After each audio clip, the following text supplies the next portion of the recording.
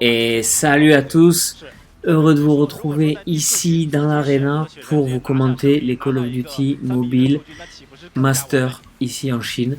Donc j'espère que vous prendrez autant de plaisir que j'en ai à vous commenter cette game.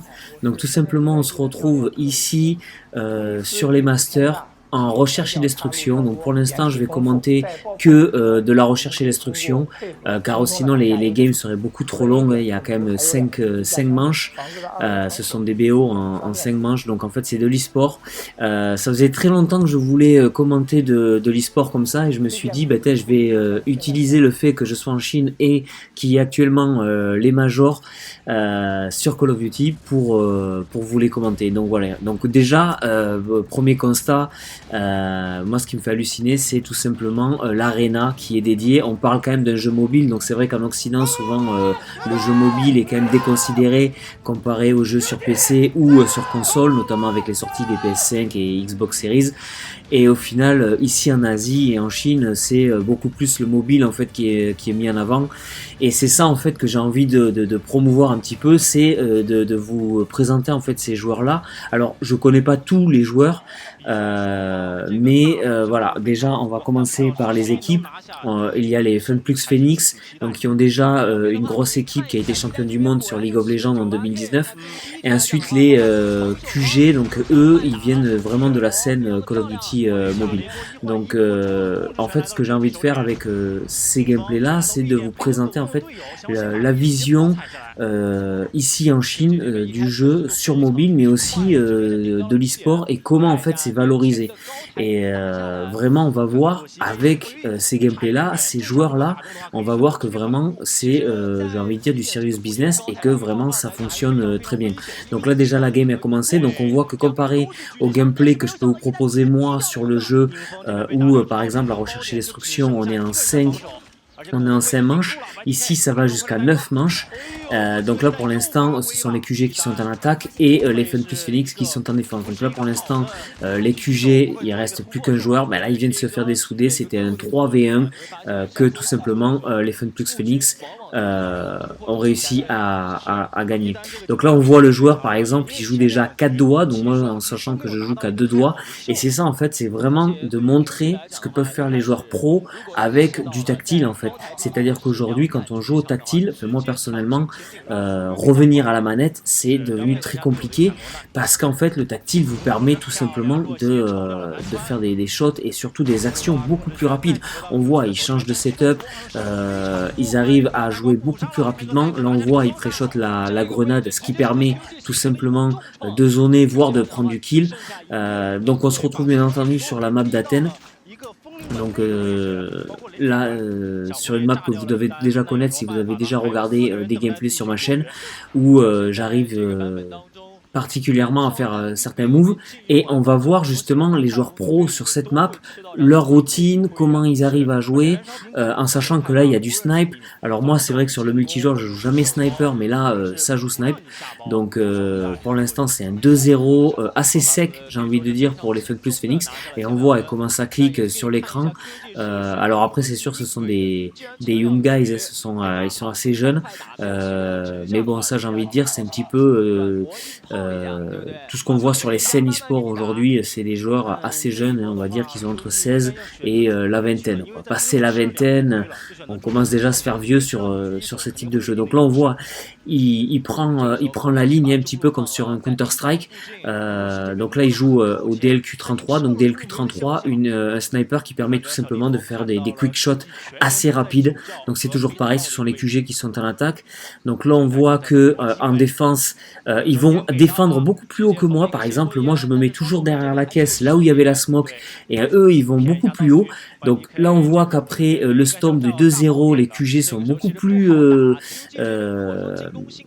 voilà, ils attendent beaucoup plus, ils tempo beaucoup plus, ils vont moins rush l'équipe adverse et c'est normal, après un 2-0 ils ont vite compris que ça se passait. On voit le FunPlus Phoenix qui hardscope tout simplement à la hauteur, exactement comme je peux faire moi sur mes gameplays. Là on voit qu'il y a un kill qui a déjà été pris, plus 100, donc c'est tout simplement un joueur des FunPlus Phoenix qui ont pris là, il hardscope et vous voyez, d'hardscoper directement, il arrive à récupérer le kill, même s'il se fait récupérer derrière, il arrive directement à récupérer la hauteur. Et c'est ça en fait, c'est sur cette map là, si vous récupérez au bomb site A, il faut vraiment hardscope sur la hauteur. Donc là on voit que les deux de QG se mettent sur le bomb site A, ils attendent, voilà, ils sont en attaque toujours, là ils vont commencer à poser, ils arrivent à poser, c'est un 3v2 en faveur des FunPlus Phoenix, et il y en a un qui se fait récupérer au snipe, il se fait récupérer au snipe direct par un FunPlus Phoenix, donc on n'a pas vu le kill, c'est dommage, et là ils se font récupérer totalement.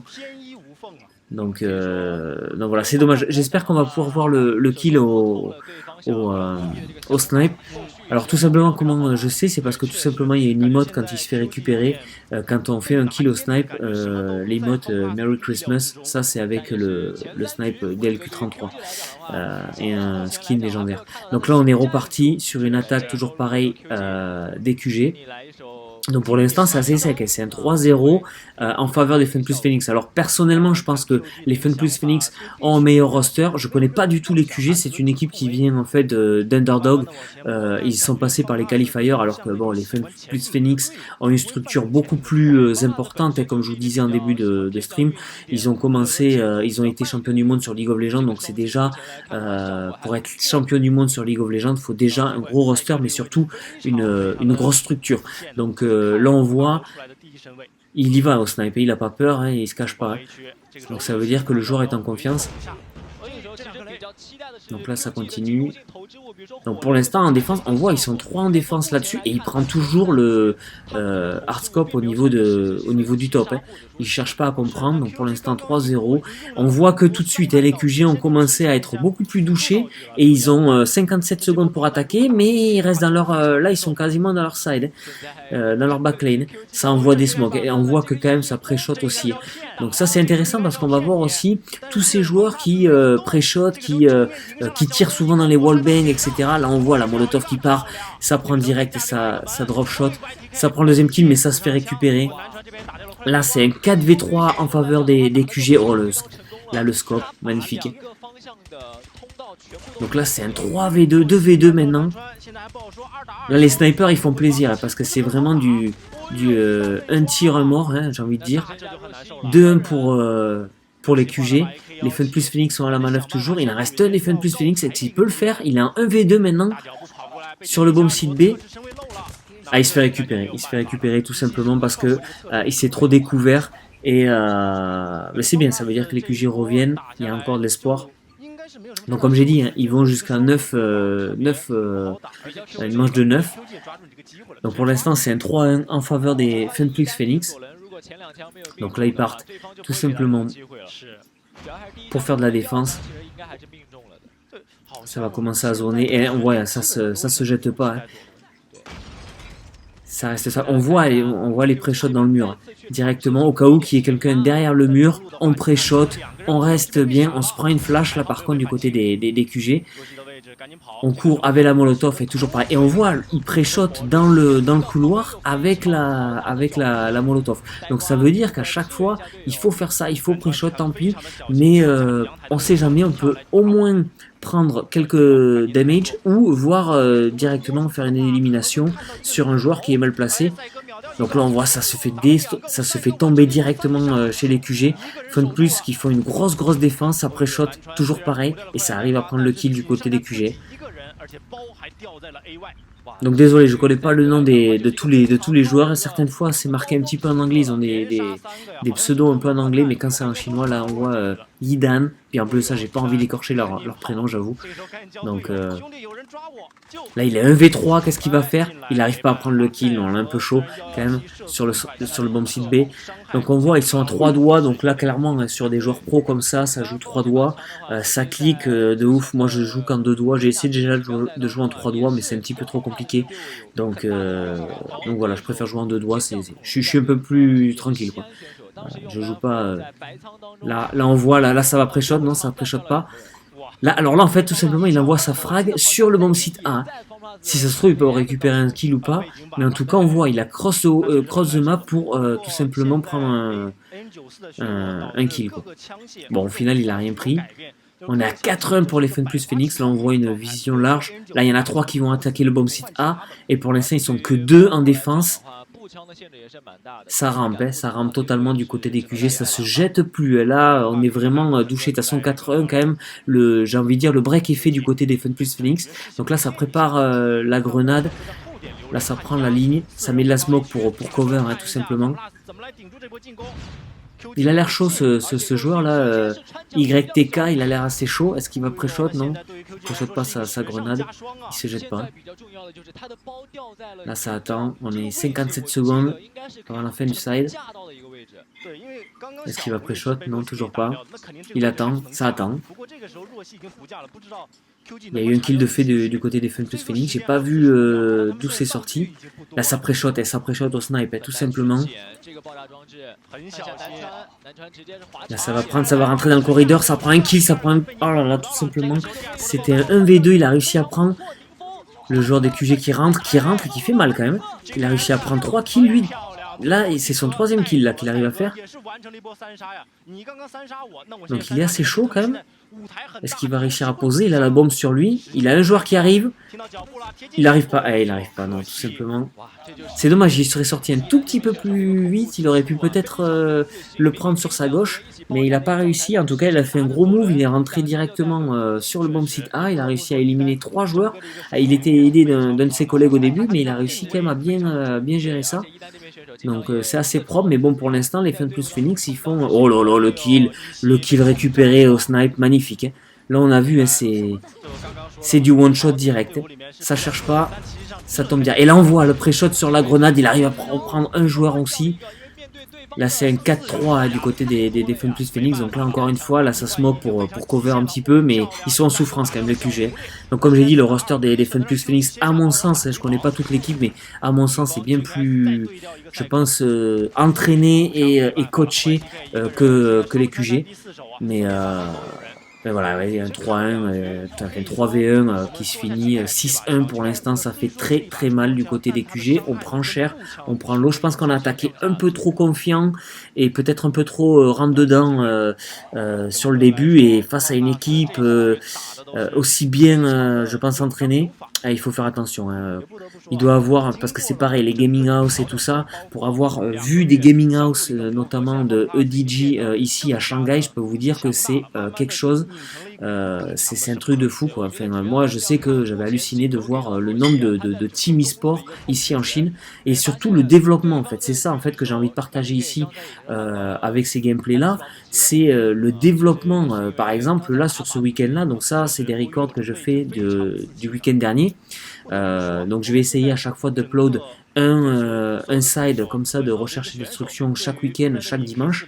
Il y avait plus de 80 millions de personnes qui regardaient les matchs quoi. Donc c'est juste une dinguerie de voir ça. Alors c'est sûr on est en Chine, mais là on voit encore le kill récupéré magnifique de YTK. Là aussi il pré-shot sa grenade flash. Non c'est sa smoke pardon. Et là il envoie la grenade. Il prend pas de kill, mais en tout cas ça rentre dans la backlane. Là, elle envoie une belle attaque. Ils sont 4v3 maintenant. Là, ils ont bien réussi leur attaque. Ils se sont bien concertés. On sent que là, il y a eu du travail. Et surtout, le kill qui a fait la différence. C'est le move qui carry de ce joueur de l'UVTK. Il arrive à reprendre encore. Il arrive à le mettre low life. Il le prend encore à la window. Il n'arrive pas à le finir. 6-1. Oh, il arrive à récupérer. Magnifique. Là, il fait un gros move. Un gros side. Il est en 2v1 avec son collègue. Est-ce que Fun Plus Phoenix vont le faire? Attention, parce que là ils sont juste proches, ils sont near. Oh là là, il prend le kill, il prend le deuxième kill. Oh putain, ce qu'il arrive à faire. Là c'est fort. Là par contre, le joueur de Fun Plus Phoenix, c'était un 1v2. Il a réussi à les reprendre les deux. Et il explose de joie, il a totalement raison parce qu'il leur donne un 7-1, une avance de 7-1, donc de 6 points à cette équipe de Fun Plus Phoenix. Donc là, c'est un side qui fait très très mal.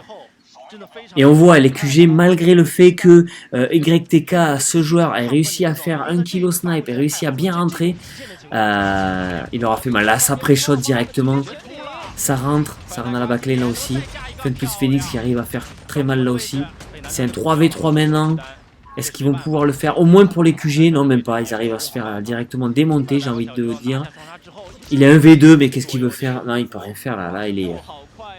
Là, on sent ils sont un peu désemparés, quoi. Donc voilà, donc c'est ce que je disais, c'est ici, c'est juste dingue de voir ça, les équipes e-sport, les gaming house, etc., tout ce qui est en train de se faire.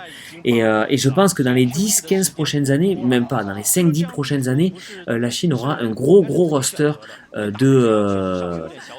d'e-sport et surtout aura totalement évincé une grosse province et une grosse patrie de l'e-sport, j'ai envie de dire, tout simplement les Coréens. Les Coréens qui étaient très forts à l'époque sur des jeux de stratégie, etc., sur des League of Legends, se sont fait totalement exploser sur les derniers Worlds de League of Legends par des Européens ou des Chinois. Et au final, dans 5-10 ans, on en reparlera, mais je pense que la Chine sera très très forte à ce niveau-là, et peut-être les pays occidentaux seront en train de reprendre un petit peu le train en route parce que on est toujours suffisant sur beaucoup de choses, et ensuite sur les Coréens surtout, quoi. Donc voilà. Donc 4-3 pour l'instant, enfin 4v3 pour l'instant, c'est un 8-1 du côté des Fun Plus Phoenix. 2-1 et ils arrivent à mettre le dernier point et c'est la win tout simplement sur leur attaque. C'est GG à eux. Là franchement ils ont tout simplement, j'ai envie de dire, stompé l'équipe adverse. Les QG n'ont pu, tout simplement, ils ont assisté tout simplement à leur défaite. Ils n'ont pu rien faire à part ce joueur YTK qui a réussi tout simplement à faire quelque chose de fort. Une grosse action, j'ai envie de dire, mais pas assez suivie. Et surtout, on a vu une équipe des Fun Plus Phoenix qui était vraiment très bien amenée. Et c'est comme ça que cette game se finit. J'espère que vous avez pris du plaisir à la suivre autant que j'en ai pris à vous la commenter. Je vous dis à la prochaine et à dimanche prochain.